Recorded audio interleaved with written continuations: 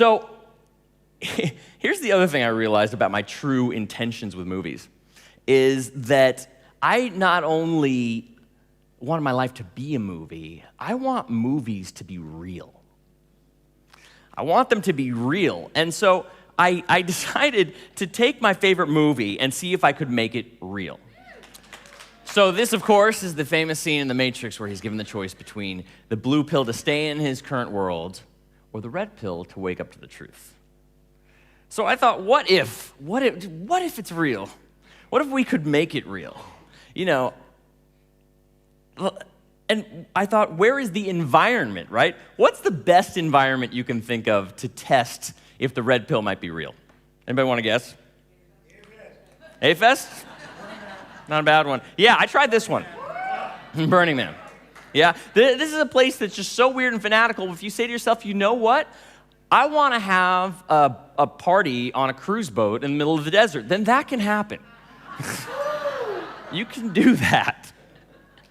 So what I did was I took red Tic Tacs and I put them in prescription bottles. And I took them out to Burning Man. And I put a little phrase on there that said, if you want to know reality, take this and say, I want to know my reality. And so when I first got to Burning Man, I had this intention. I said, you know what? I'm going to be of service. That's what I want to do. I hear you're of service, and it's going to be fantastic, and I'm going to have a great time. So I went to all these individual people, and I said, hey, can I help you? Can I help you? Can I help you? And everybody's like, no, we're good. We're good. We're good. We're good. I was like, what? And I was bummed. And so I decided to finally, take my red pill, red Tic Tac on the first day, and I said, I want to know reality, and I swallowed it. And what was interesting, the instant I swallowed it, I had a thought to myself, wait a minute, the only reason I'm trying to be of service is because I want to be loved. And what if I just dropped the whole service facade attempt technique and just went straight to feeling loved? Yeah. And I had the best time after that. A lot of love. And I went up to people and I said, do you want to take the red pill? And people started having their own little awakening experiences. And it's funny too, because I went to other people and they said, no man, I like my reality, get that shit away from me. And I was like, it's a Tic Tac. But this is the power of it. We believe it's real, right? And I gave it to a psychologist and she took it home. And she said, she called me up later and said, hey, do you have any more of those bottles? I said, yeah, why? She's like, I'm using it with my psychology patients and they're having big breakthroughs. So, can I get some more? And so I said, all right, maybe this isn't just Burning Man. Somebody actually bridged the gap to the real world here. So then I thought, all right, let's take it up a level here. Let's use some red vitamins, but let's make it more of an experience. And I put it on Facebook to my friends. I said, if you think the red pill is real, or if you'd like to experience it as real, leave a comment. And then I asked for their address. I created this cool, secret book package with the pills and a journal, and I gave them instructions, and I sent it out like this mythical object. Yeah. And I told them to do the wake up to the reality exercise, and then to set an intention. I wanted to see how far we could take this. For something like Renita, what she wanted, to set the intention around something that you want. And we created a Facebook group, a private group, to track it all. And so people would open up their boxes, I'd give them the instructions, and I got some really interesting comments back through it. One person said, for me, this served to keep my intention squarely in the forefront, thereby serve as a sort of focusing tool, like when you make up your mind to buy a particular new car, you start seeing it everywhere. Relevance, right? Another, each day gets stronger and stronger. I'm finding distractions fading away much faster. In the past, I would sometimes get caught up in distraction for days or even weeks. Now I'm finding them lessening. I make quick decisions and move on them. Another, I moved into a neighborhood that I always wanted to, restarted salsa dancing after 6 years, stopped watching TV, and began reading. This is in 30 days. The most notable thing I've seen is the shift in the last month is that I've started tapping back into my intuition. So what's going on here, right? How does this work? And the honest answer, I don't know. Here's some theories, though, is that it's an archetype. It's an archetype. So think about it this way. Jung told us about how the unconscious communicates with us through images, through symbols. And we try to talk back to it in English. But what if we talk back to it through a symbol? Because each of us here knows that a pill affects us. A pill changes us. It's also the context. We created support. We created community around it. We created our focus, our intention on it. This is a really interesting one. You can't take it back when you take a pill. Because you could say, oh, I want to be an author, and then say, oh, cancel, nope. Right? But if you take that pill with that intention and swallow it, it doesn't matter if you change your mind, because once you swallow it, you're in a new world, right? Like you experience new emotions with it. And I think it's doing something around aligning the conscious and unconscious intentions. And I started to think, how can I tap into the unconscious mind? Because it can't be the red pill, that's the matrix. This is something different. People aren't waking up in spaceships, right? They're not waking up in spaceships. But interestingly enough, some of them were having experiences that were like Neo's, which is when you first do it, it's not exactly pleasant, right? It can bring up a lot of shit. So I tapped in, and I got this idea from my friend Scott, who said, look, you keep talking about needing to rename this pill into something original. He said, why don't you take the pill to figure out its name? So I took it, I said, all right, with this pill, I have the intention to learn its name. I swallowed it, I sat down, and then all these names were coming through. And one was just crystal clear. The X pill. The X pill. Because X is whatever it is to you, right? There is no set in intention with it. So the next beta test came with these new pills that I developed that are purple. Because there's a quote from Ken Wilber, who saw The Matrix. He said, blue pill or red pill, why not take both? That's what we do in the 60s.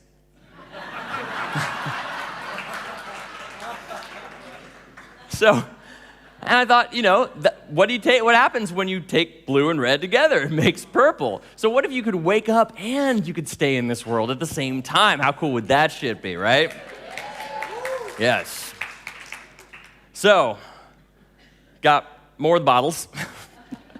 Put the purple pills in there, and some interesting things started happening. I worked at it with my friend David, and we sat down and we really thought about it. I said, what do you want? He said, I want to be rich.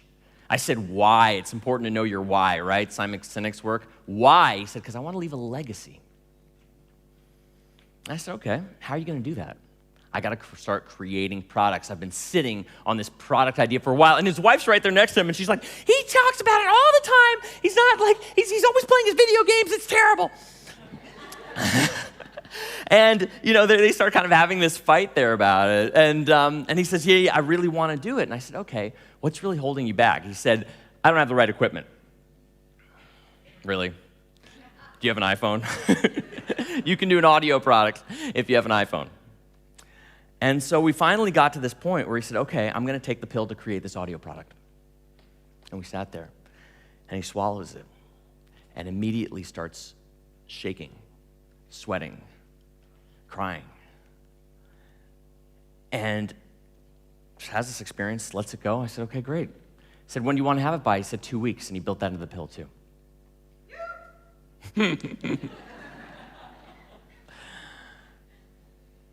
And by the way, just because it's on my mind, I hope that women's voice wasn't offensive. Like, if that was, I'm sorry, I didn't mean that. She didn't sound like that. Anyway. So I call him up later about it. I said, hey, did you get it done in 2 weeks like you said? He said, no. He said, I got it done in 2 days. My friend Rob, he said, we went through the whole process, finding the emotion, finding the why. And he said, I want to start a photography business. I said, great, what do you need? Photography website. I told him the story about David. He said, I want it tomorrow. I said, okay, great. And he's about to take it for that. He says, there's this resistance. Resistance often comes up. And he says, I'll be up all night and I don't want to be tired tomorrow. I said, okay, let's build into the pill. I will get the website done by tomorrow and I will have plenty of energy. He swallows it, shoots me a video on the way home of him singing in the car. Calls me the next day, says I got it done. 3 a.m, got it done with energy the next day. Second day, he calls me up and says I got 2 clients. Yeah. My friend Brian talked for 7 years about going to Japan. Takes the pill. In a week, he's got a trip to Japan. Danielle talked about quitting her job a lot. Suddenly quit her job. I thought, oh no, this is going to be horrible. You and your pill, I shouldn't have done this. This was stupid. There's my voice again. I'm sorry I'm doing women's voices like that. I don't know why. It's just coming out. I'm just a bad impressionist, that's all.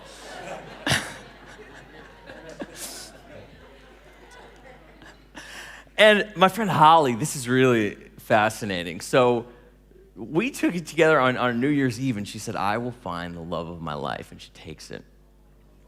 All this energy and panic comes up around it, all this stuff that she starts processing. And what's interesting is she very soon after forgets about it and just starts doing the 2 things I told you about before, cleaning and cleaning and cleaning, and then doing all the things she had to do that she didn't want to do, creating that space, right?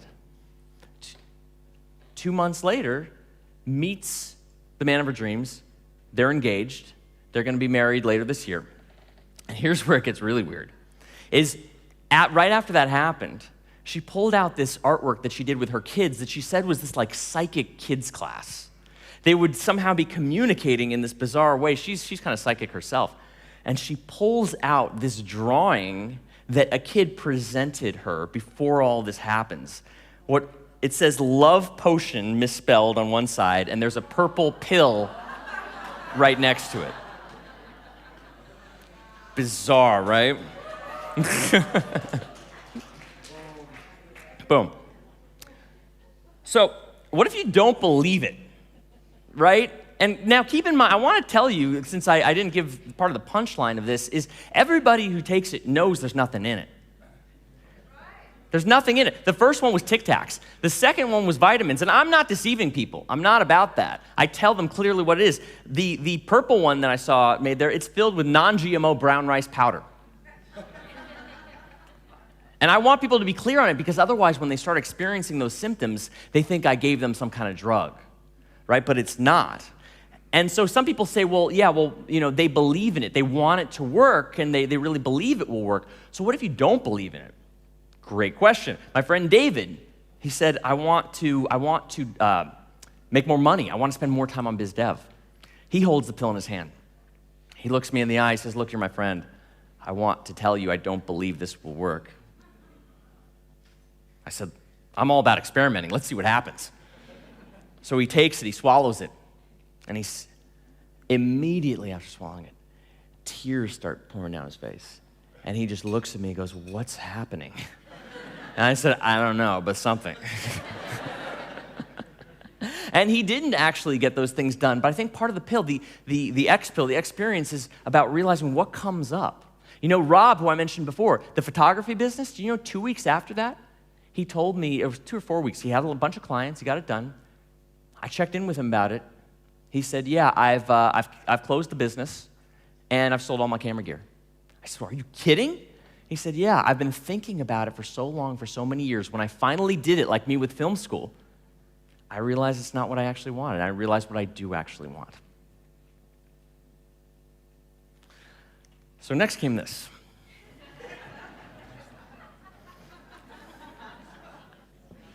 So I got it made up, made it look as real as possible. It says 500 milligrams rice powder if you can't see it. And that was when I took it to this group here, TLC. Does everybody know TLC, Transformational Leadership Council? It's a group started by Jack Canfield. I've got a few members here. Oh yeah, there's Doug there, the photographer.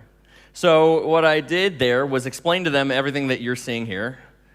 There's me in my preacher mode. And what we did was we got people on stage to do the process. And so this guy, Arjuna, does anybody know Arjuna? Yes, amazing guy, amazing coaching school. His access consciousness, is it? This what? Awakening coaching. Yeah, I had a real awakening with his coaching. I mean, it's incredible. And so he was the first hand to shoot up. So I just said, all right, let's just work with that. So he gets up on stage, and he says, I said, okay, what do you want? And he says, he's British. We'll see how this goes. I want to have no to-do list. And people are like, and I said, okay, let's talk this through. Why? He's like, I want to feel totally free. I want to be focused in the moment. I want to do what I want to do and no backlog of things to do.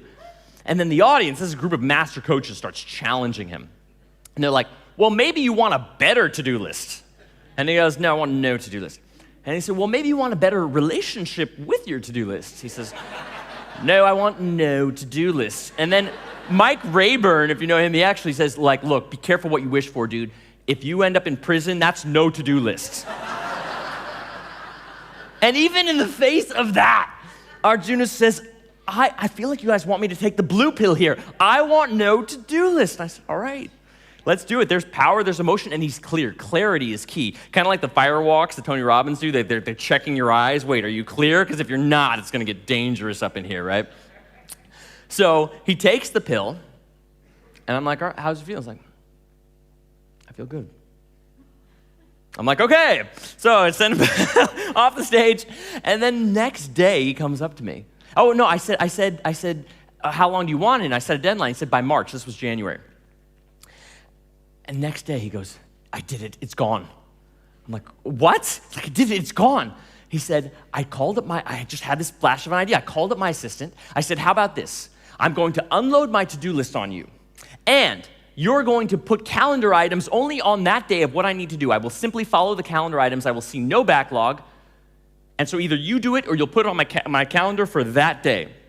Her response was, I've been waiting months for you to do this. But he had that awakening, that realization. Jack Canfield, author Chicken Soup for the Soul. We did the experience, and he set the intention. He said, I want to clean my desk. I want to have this the cleanest desk ever. We said, why? Because then I'll have the mental wherewithal to get my books done, and I'll have everything organized. I said, we got him with some coaches, and they said, why? You know, that powerful question, such a powerful procedure. Take anything in your life and say, why, right? Why? Because I want to get books done. Why do you want to get books done? And we kept following that process, and he realized in a very vulnerable way, and I asked him about sharing this. He said it's okay, that he realized that at the bottom of that, he just wants to be loved, like my experience at Burning Man. That if I have more books, I'll help more people, and thus I'll be even more and more loved, right? So he set the intention of, essentially, I'm enough. I am loved, right? And I'm going to get my desk clean, because he wanted that too. He took it, and I've never seen a reaction like this. We've got some of it on video. I won't play it now, but he came up to me stumbling. He said, oh my God, I feel like I'm on drugs. He said, I feel so high right now. I feel so good. I checked with him 3 days later. He said, it hasn't stopped. He said, out of everything he's done, it's one of the most powerful things that he's ever experienced it. And what's interesting too is I presented this to a second audience. And I found that there was even value to people without taking the pill, because that's the idea of the symbol, the metaphor, what's also known as a boundary object. If you look up boundary object on Wikipedia, it's really fascinating. It's the idea of something is symbolic that we all agree we know what it means, but it has different meanings to different people. So it's amazing how many times, I just showed it to a friend recently. He didn't even take the pill. We just talked about it, and he said, I've been thinking so hard about what I would take this pill for that it's made me rethink so many things in my life. And the only other audience that I've done it for so far, another transformational group, one guy stormed out of the room and said, these people are I can't believe they're buying this bullshit. What is this, like rice in a pill? And he gets in the bathroom and he goes, this will never work. And those words suddenly resonated in his head. And he goes, oh my God, that's what I'm saying about my marriage right now. And all those people believe things will work, and I'm the only one in the bathroom believing things don't work. And tears coming down his face. And he said, like, he just had the realization through that, just all of a sudden, through this transformational experience, that his wife's the most beautiful, wonderful person he knows.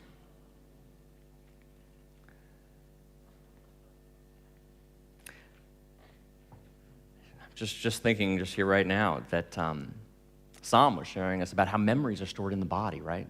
JJ was sharing that food, the things we put in our body are information that gives us instructions. So what if biohacking, our unconscious mind, is actually an act that merges the body and the mind, where we consciously program the intention that we put into our body?